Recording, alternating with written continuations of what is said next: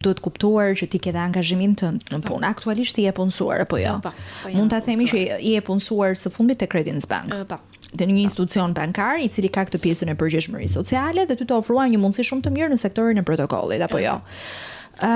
Si erdhi kjo mundësi kaq e beft dhe si ke arritur tani se normalisht në një fillim të ri pune do duhet që ti të përshtatesh me procedurat e reja, rregullat e reja, stafi i ri dhe sa kohë arrin ti dedikosh djalit në këtë periudhë? Unë prej kohësh së kam dashur që të gjej një pozicion pune tjetër, diku tjetër.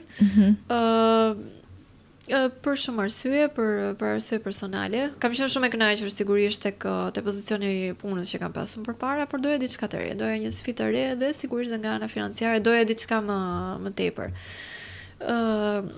Creditbank në fakt ma ofroi këtë mundësi dhe u jam shumë mirënjohëse.